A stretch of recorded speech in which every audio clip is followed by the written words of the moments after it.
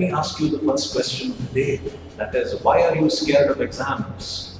The word itself is so scary. And like I said, the peer pressure from families and teachers. There's a lot Got of to pressure. score, got to score more. Yeah. The first thing people actually ask you when you're out of your graduation is done or your 10 board or PO board is done is how much do you get? And as soon as they hear something below like 80 or something like 75, oh my god, what is your son going to do next? Is he planning to do arts or is he planning to do something way beyond below that? So I mean to say it's like marks actually matter a lot. And what else? Yeah, also the fear of uncles and aunts coming over there and asking how much you've got, what you're going to do next. Do you think that if a person has got 90% or in a STEM or any exam, do you think that if they're taking up science, does it make them smarter than a person who's taking up arts or someone who's taking up commerce? Okay. In the perspective of the society, they think it does. But as a student, frankly speaking, there's just one. It just doesn't matter. Yeah, because You get 90, you take arts and commerce only after you finish your schooling. It's not So that it's hard. going to be like a totally different subject to your learning. Yeah. So you would stand out different than. But people around will actually think if you got 90% plus, you have to do science and you are like a genius. That's I think the reason is people are under the impression that arts and commerce is not difficult. Because science is something we're all familiar with. If we see the equations in science, it does scare us. And no one publicizes something like accounting or statistics. And arts also is a little tough subject if you consider topics like geography and psychology. A lot of people struggle in that.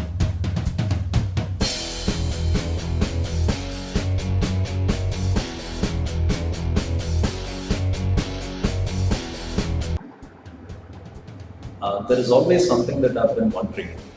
I heard the story where people say that Indian parents are a lot like a herd of elephants. They don't allow the young one to go beyond a few feet from the herd. That's something that I see with Indian parents. They don't allow their kid to do something more than what they're actually capable of. They restrict them to something. Why do you think that they are so conservative? Firstly, like I said, the hereditary problem that kept on coming from generations.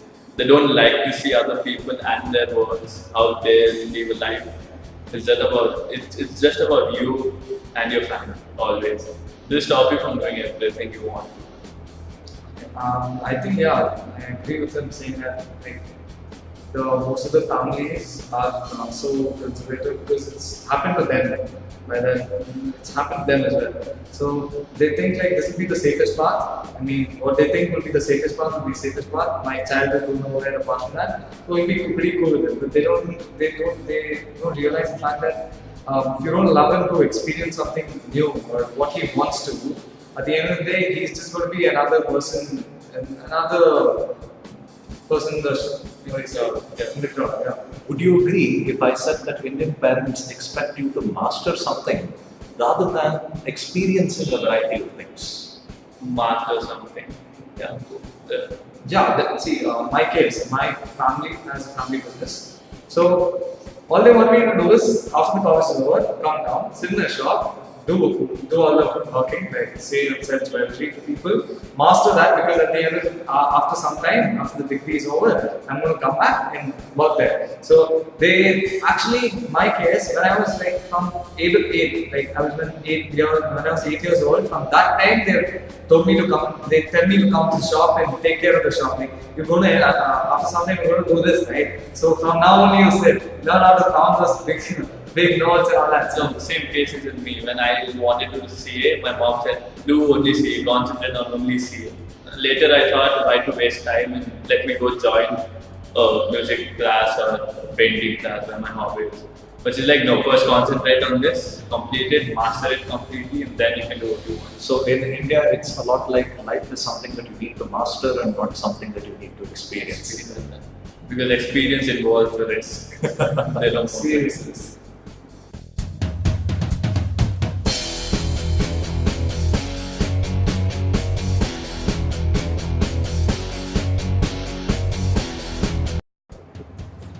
Now, I'm someone who always believes in learning through trial and error.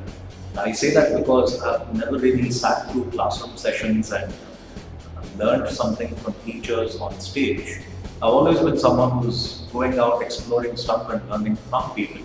That's the way I've been learning things. So do you feel that trial and error is the ideal way for someone to learn rather than a classroom session? I mean, classroom sessions are okay in some cases.